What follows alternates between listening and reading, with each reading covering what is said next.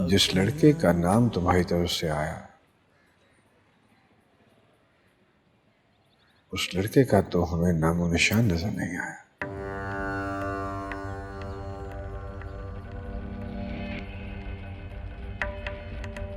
अलबत्ता एक गैबी ताकत हर बार हमारा हाथ पकड़कर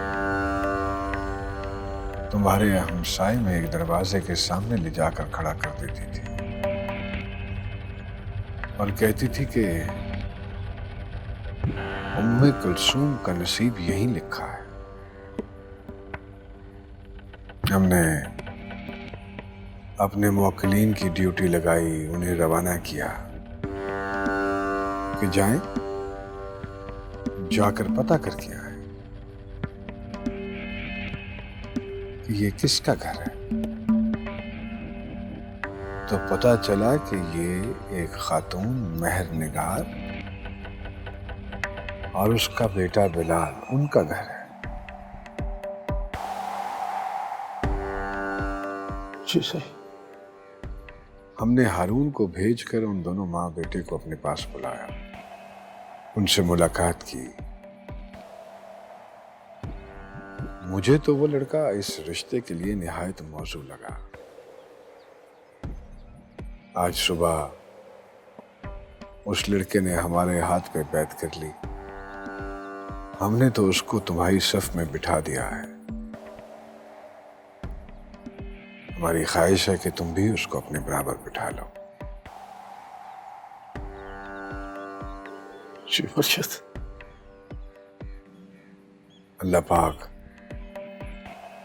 तुम्हारी मुश्किलें आसान करे।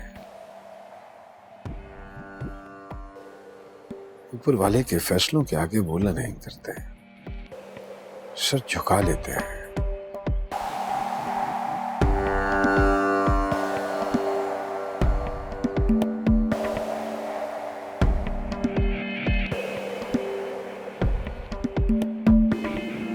आपको नहीं लगता बाजी, एक घुटन होगी, एक अजीब सी घुटन जिसमें सांस लेना कितना मुश्किल होगा। कौन सी घुटन की बात कर रही हो?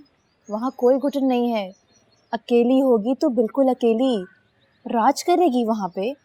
ना नंदे हैं, ना भावज हैं, ना देवरानियां हैं, कोई भी तो नहीं है।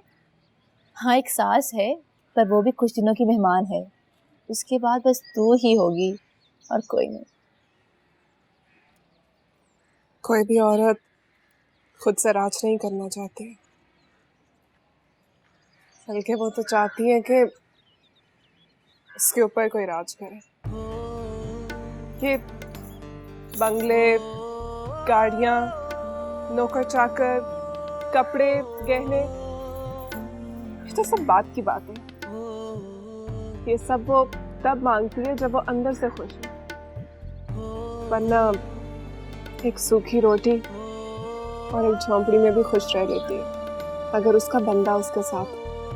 जरूर तेरा चक्कर चल रहा है किसी से। ऐसी बातें ना तभी मुंह से निकलती हैं कुलसुम। चक्कर? आप भी मोहब्बत को चक्कर कह रही है। पहले आप हर दूसरी डाइजेस्ट की हीरोइन होती थी और अपने हीरो का दरवाजे में खड़े होकर इंतजार करती हैं, और अब आप मोहब्बत को चक्कर कह रही हैं। लाइफ बहुत प्रैक्टिकल होती है कुलसुम।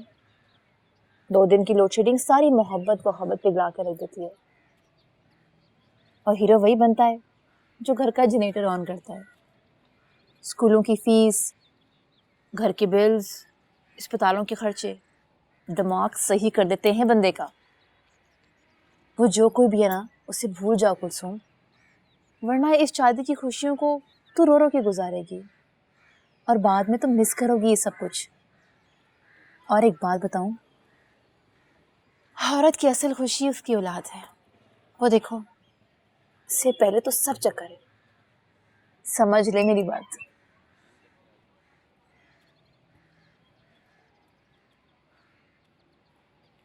ठीक बोल रही है कनीज बाजी। फौरन बिल्लू को अनफ्रेंड करो और जरगर को ऐड करो अपनी लाइफ में, और जो हो रहा है उसे खुशी खुशी कबूल करो। यही तो 2 दिन होते हैं सारी जिंदगी में जब हम हीरोइन बनती हैं, और तू इसे भी मिस कर रही है। मैं गिल्टी हूँ नम्मा। बहुत बुरा हुआ है मेरी वजह से, खाला के साथ भी और बिल्लू के साथ भी। अगर इस बार हो गया ना तो कभी वापस नहीं आएगा। ये ले, बात कर उससे। और क्या बोलूं? बोल दे कि तू भी उससे प्यार करती है। और उसके बाद क्या बोलूं? कि बिल्लू आ जा और मुझे भगा कर यहाँ से ले जा।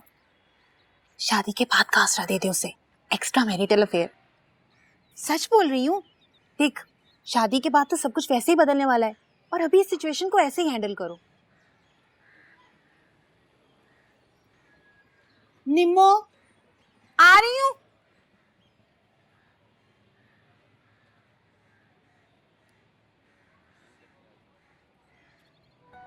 वे अखियां नू नजर कोई आवे ना, अखियां नू तू दिसदा।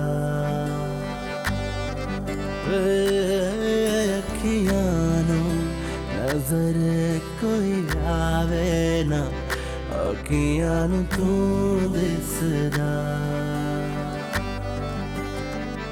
वे अखियां नू नजर कोई आवे ना, अखियां नू नजर कोई आवे ना, अखियां नू तू दिसदा।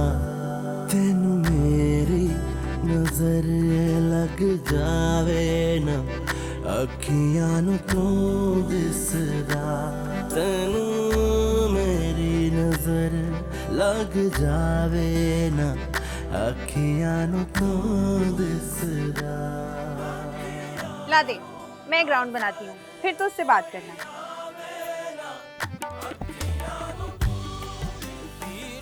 रहने दे निम्मो, जाने दे उसे। जितना पास रहेगा इतनी तकलीफ होगी मुझे।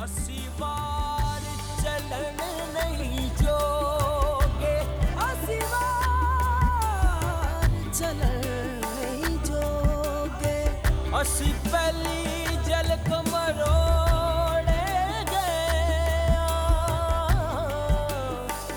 किते खबर कलन नहीं जोगे। तेरी जुल्फ दा पैच ने ऐसा बैठिया, रे यार हलन ना जोगे। सरदार जो गुजरी नाल असाडे, हेलो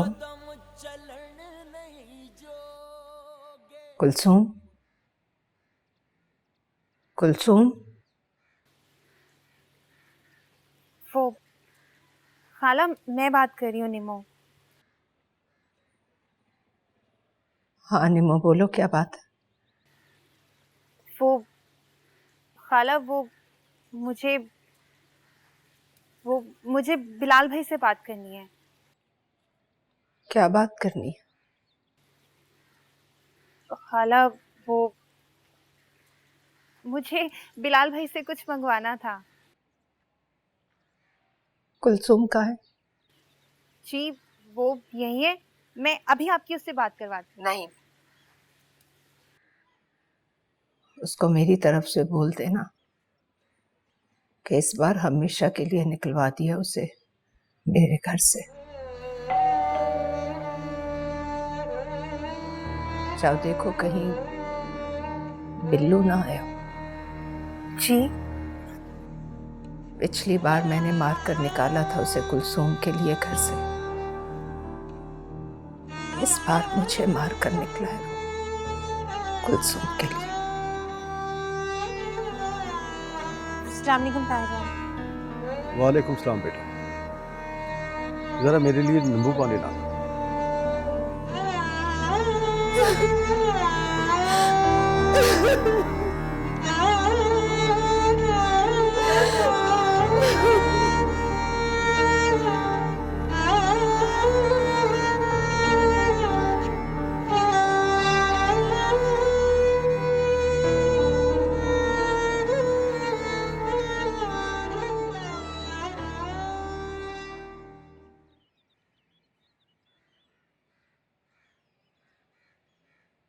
चला गया वो, मुबारक हो। बिलक बिलक कर रो रही थी वो बेचारी। और पता है क्या कह रही थी? पिछली बार कलसूम की वजह से मार मार के निकाला था मैंने उसको, और अब की बार वो निकला है मुझे मार के कलसूम की वजह से। निमो कहाँ जा रही है? मैं ताईजान के लिए शरबत बनाने जा रही हूँ। अच्छा बताना, और क्या कह रही थी वो? इसके आगे कोई बात नहीं की उन्होंने, बस रोई जा रही थी जो मुझसे नहीं देखा गया। फोन कहाँ है तेरा? मुझे फोन दे, मैं बात करती हूँ बिल्ली से। अब तुझे उसके फोन का इंतजार करना पड़ेगा, क्योंकि वो अपना फोन घर पे छोड़ के गया है।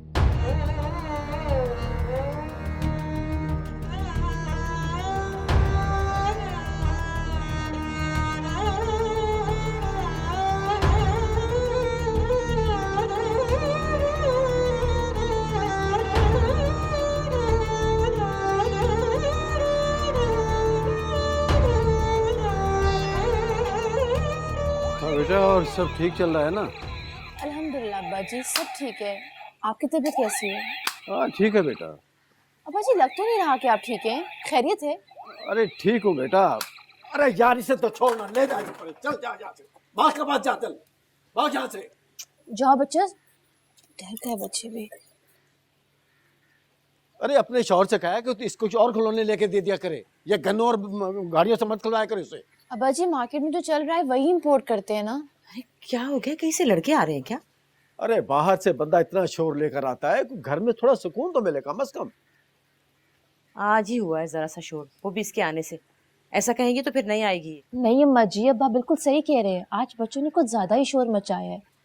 मेरे अपने सर में बहुत दर्द हो रहा है। अरे ये निम्मो कहाँ रह गई? आई ताया जी। ला बेटा। लीमू नहीं था इसलिए जूस ले आई हूँ। अच्छा ए निमो, ये जरा झाड़ू लगा दे, बहुत गंद डाल दिया बच्चों। चल शाबाश। जल्दी आ गए आप, खैरियत तो है? मुर्शे साईं के हाजिरी देने गया था। हाँ वो क्या बताया उन्होंने, इस्तिखारा किया? क्या जवाब आया?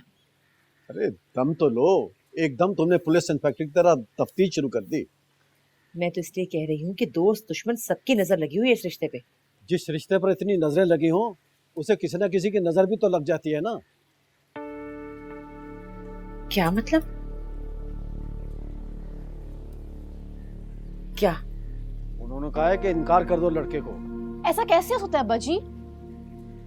मेरा मतलब है कि इतना अच्छा रिश्ता है तो फिर कैसे अब्बा जी? अब्बा जी बहुत अच्छा लड़का है, खूबसूरत है, स्मार्ट है, गुड लुकिंग है, कोई कमी नहीं है उसके अंदर अब्बा जी। तो फिर क्या कमी रह गई? अरे सब सितारों की बातें होती हैं, सितारे आपस में ना मिल रहे हो ना तो सब खूबियां बेकार। अब्बा जी ऐसा भी तो हो सकता है कि इस्तिखारे में इशारा कोई और हो और पीर मुर्शिद साहब। क्या हो गया तुझे? पागल हो गई है? मुर्शिद साहब के बारे में क्या बकवास कर रही है? चल जा, चाय बना के ला।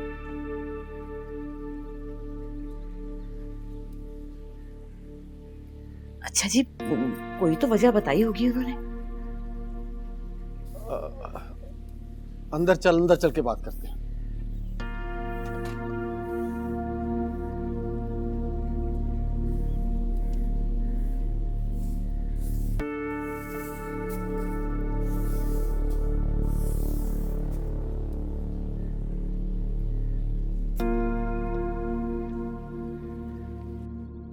कल्चू तेरे लिए गुड न्यूज है। पता है क्या हुआ है? सरगर का पता कट गया, इस्तिखारे का रिजल्ट नेगेटिव आया है। ये तो और भी बुरा हुआ। क्यों? जब मरना ही है तो इंतजार किस बात का? हो जाती ना यार इससे शादी, जान छूट जाती मेरी, इस मोहल्ले से चली जाती मैं। यार कल्चू तो इस मोहल्ले से कहीं नहीं जाएगी, ऐसा मुझे लगता है। इस्तिखारे का रिजल्ट नेगेटिव आया नहीं है, लाया गया है। बीवी साहबा ने अपना काम शुरू कर दिया बस। क्या होगा इससे? आज एक रिजेक्ट हुआ है, कल कोई दूसरा आ जाएगा, फिर से वही बकवास शुरू। एक नए चेहरे को चाय पिलानी पड़ेगी। अगर हो जाती इससे शादी तो क्या होता? सहनी तौर पर कर रही थी ना मैं खुद को तैयार उसके लिए। यार कल्चू हो सकता है कोई और ग्राउंड बने, बीबी साहबा का ऑर्डर चलता है, वो कुछ भी कर सकती हैं। कुछ भी कर सकती है, तो लेकिन ये नामुमकिन है। हमारे घर वाले अपना मुर्शिद बदलेंगे लेकिन उसके घर रिश्ता नहीं देंगे। नहीं हनी नहीं, नहीं ये कैसे हो सकता है, ये कैसे हो सकता है, ये मैं होने नहीं दूंगी। महर निगार के घर मेरी बेटी जाएगी, उसके बेटे बिल्लू की बीवी बनेगी महर निगार की बहू। नहीं, ये नहीं हो सकता। देख लिया तूने, अरे जवाब आ गया मुर्शिद साईं का, टूट के हर चीज बिखर जाएगी इस तरह। सब टूट जाए, मैं उसे जान से मार दूंगी, गला घोट दूंगी उसका, उसे छोड़ूंगी नहीं। फिर कैसा हुक्म और कैसा रिश्ता, बात खत्म। अरे पागल हो गई है क्या, होश कर, खैर तो है ना, रुक। वो कब्रिस्तान जाएगी, महर निगार के घर नहीं। अरे होश करो, कब्रिस्तान जाएगी वो, कह दिया।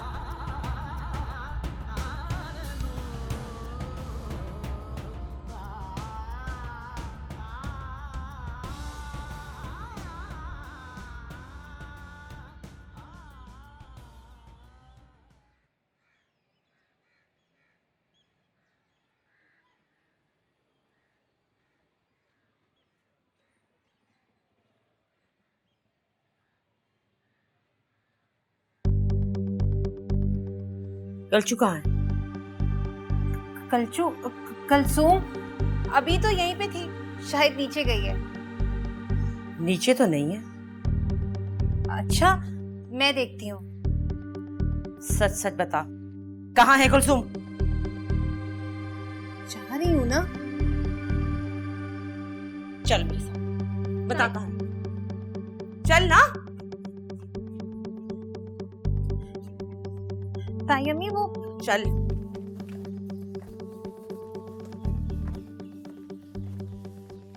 मैं अब तक ये समझती रही कि ये सब बिल्लू का बचपना है,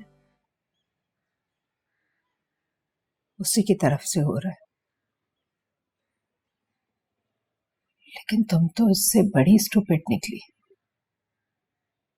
कहीं से कहीं बात पहुंचा दी।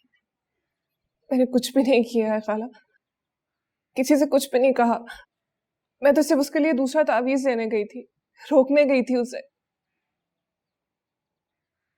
कुलसुम, तुम पढ़ लिख कर भी अपनी माँ की तरह जाहिल की जाहिल रही। तुम्हारे ये मुर्शिद जिन बुजुर्गों के बदले इतनी ऊंची ऊंची गद्दियों पर बैठे हुए, उन सबका कलाम मैं तुम्हें सुनाती रही। उनका एक एक मिसरा खुद एक तावीज है। जामी, सादी, रूमी, गालिब से लेकर बाबा बुल्ले शाह, शाह हुसैन तक सबका कलाम सुनाया मैंने तुम्हें। फिर भी तुम जाकर एक ऐसे आदमी के कदमों में बैठ गई जो इन बुजुर्गों के नाम पर तुम जैसों के इत्तेकाद से खेल रहा है। बिल्लू आया तो उसी तावीज की बरकत की वजह से है ना? तुम्हारा ख्याल है कि वो उस तावीज से वापस आया? खाला, मुझसे आपके आंसू नहीं देखे जाते थे जो आप बुजुर्गों का कलाम पढ़ते वक्त बिल्लू के लिए बहाती थी।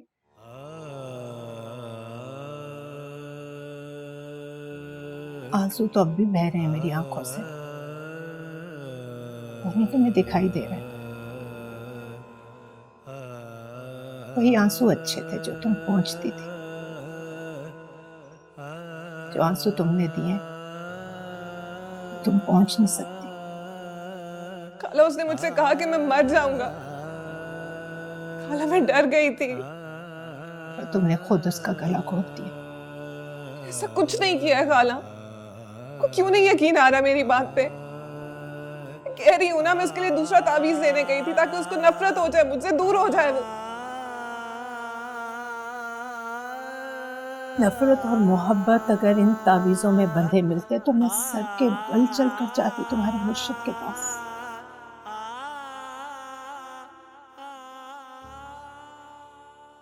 बीबी साहिबा भी यही कह रही थी कि नफरत और मोहब्बत तावीज में नहीं होती, तो इंसान की रूह में होती है। उसका बाप फिर भी तावीज बांटता था, कभी मोहब्बत के तो कभी नफरत के। पर तुम्हारी माँ झोलियां भर भर कर लाती थी।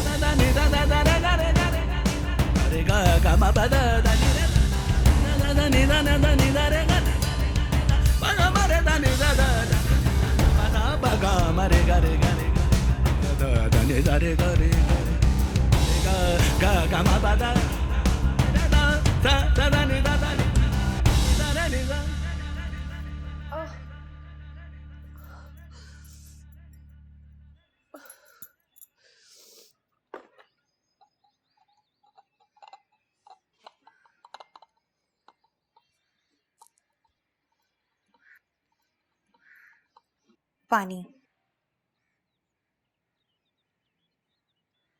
कितनी जालिम है यार, भाई लोगों की तरह धोनी थी तुझे। निम्हो, मेरा भी रिमांड लिया उन्होंने। पता है मेरे साथ क्या किया? ये देख, सारे बाल पकड़ के नोच डाले मेरे। मैंने फिर भी नहीं बताया कि तू कहाँ पे है। अल्लाह की कसम आखिर तक नहीं बताया कि तू कहाँ गई है। अंदाजे से पहुंची है तेरे पास। अगर मैं अम्मी को दिखा देती ना, तो तेरी माँ आसिफ जरगर को भूल कर लतीफ दलाल को याद करती, मेरे नाना को। मैंने कहा भी था अभी मत जा, अभी हालात ठीक नहीं है, फोन पे बात कर ले उनसे। लेकिन नहीं, तुझे तो जाना था ना। तेरी माँ आसिफ जरगर के रिजेक्ट होने का गुस्सा तो निकालेंगी ना किसी तरह। तू मानती क्यों नहीं है यार कि तू भी उससे प्यार करती है? वरना यूं जान हथेली पर रख के नहीं जाती उसका पूछने के लिए। इश्क थे आतिश अच्छा दिखा प्यार की पहली मार की। सुना दर्द नहीं होती, प्यार की पहली मार में दर्द नहीं होती सच्ची। तो मुझे क्यों हो रही है? तेरा पहला नहीं होगा ना। बकवास मत कर, पानी दे मुझे। लेकर तो ऐसे आई है।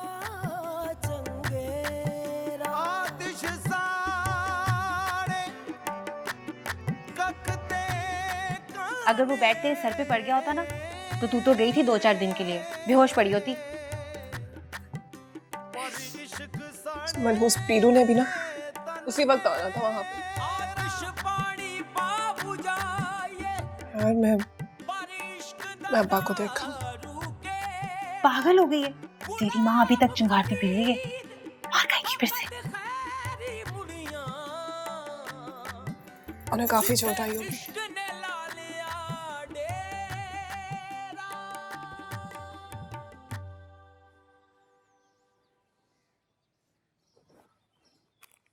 दिखाओ कहाँ लगी।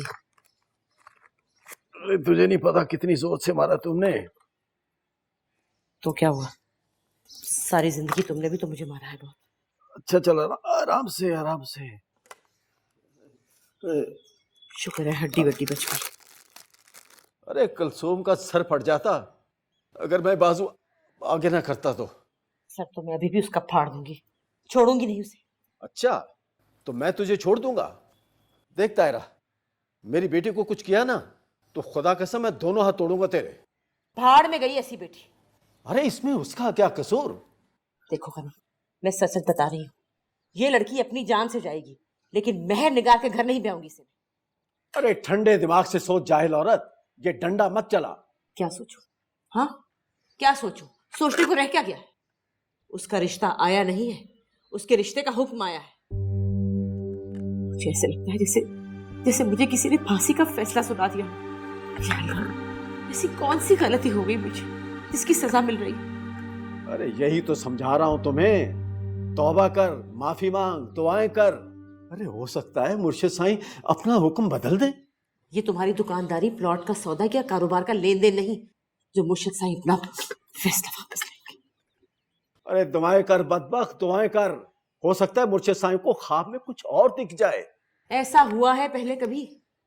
ये मुर्शिदों के ख्वाब बदहजमी के ख्वाब नहीं होते कि आज कुछ और देख लिया कल कुछ और।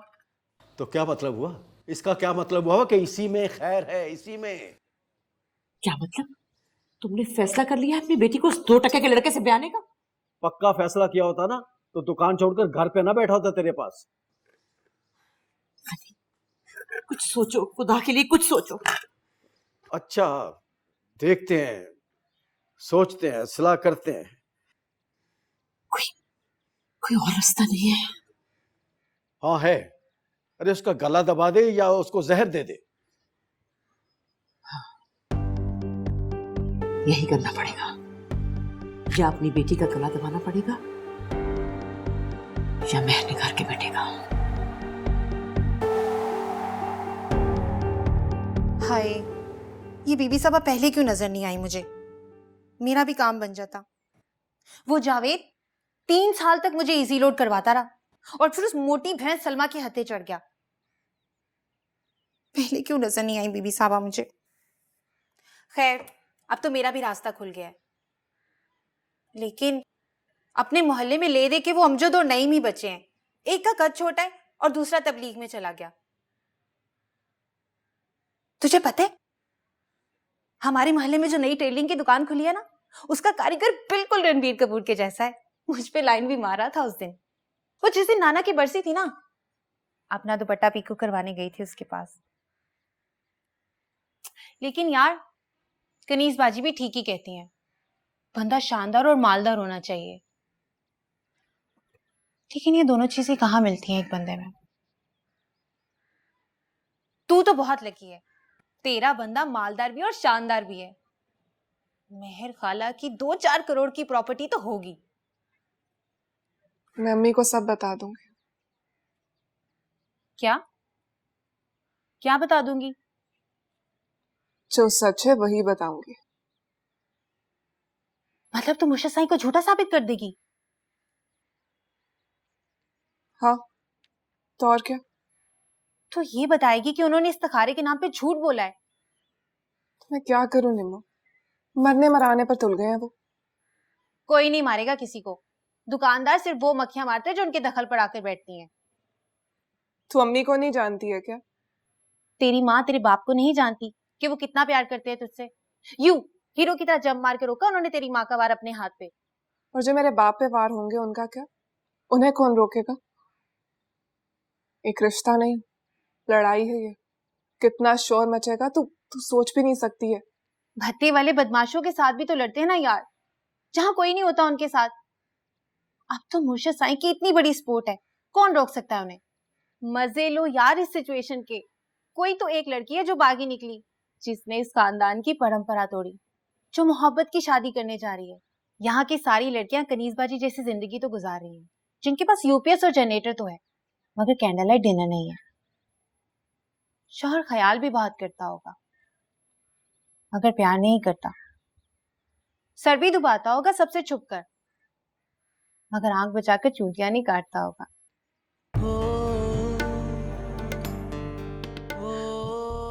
क्या सोच रही है? तेरे पास सोचने के लिए कुछ भी नहीं है। तुझे तो पकी पकाई मिल रही है मुर्शद साईं के सदके से। उसकी माँ कभी नहीं मानेगी निम्मो।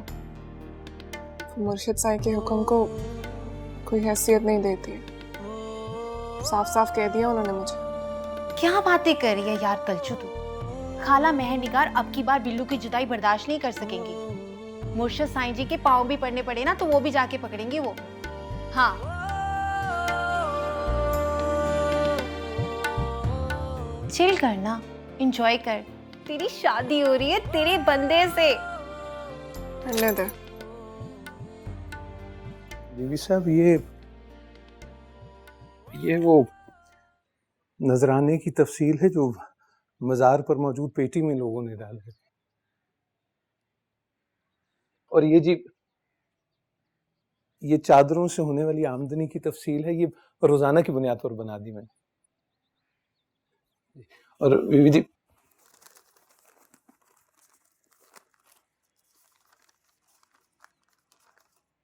जी, और ये उस आमदनी की तफसील है जो लोग मवेशी, चावल और अनाज की सूरत में दरगाह पर दे जाते हैं जी। और जी, ये मज़ार के अखराजात और लंगर वगैरह की तफसील है।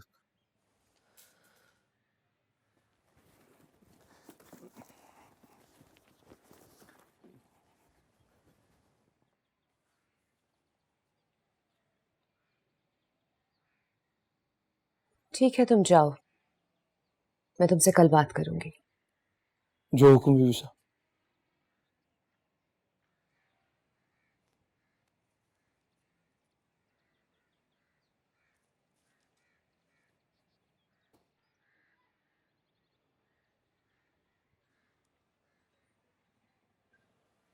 क्या बात है अभी?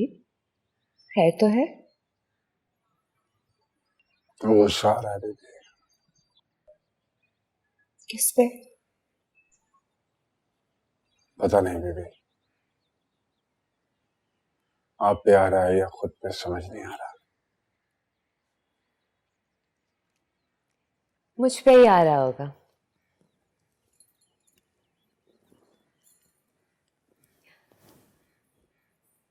तभी तो खामोश हूं। अगर खुद पे आ रहा होता तो बोल रहे होते। अच्छा, अब निकाल भी दो गुस्सा। तुम्हारा उतरा हुआ चेहरा अच्छा नहीं लग रहा।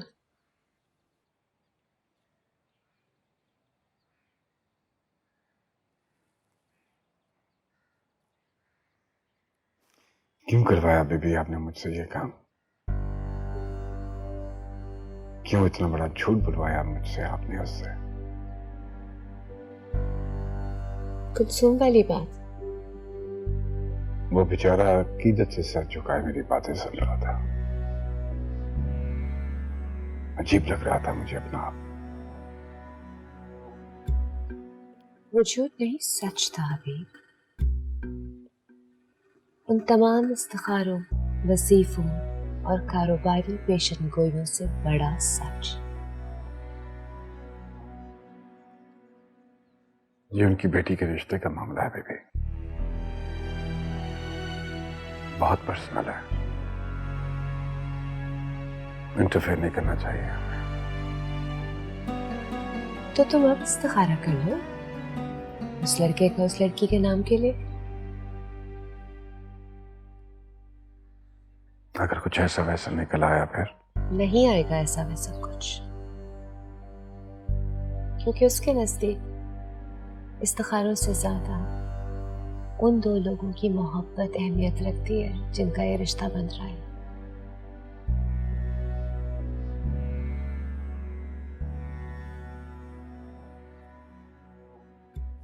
तो हमें उनसे इस तरह बात करनी चाहिए थी।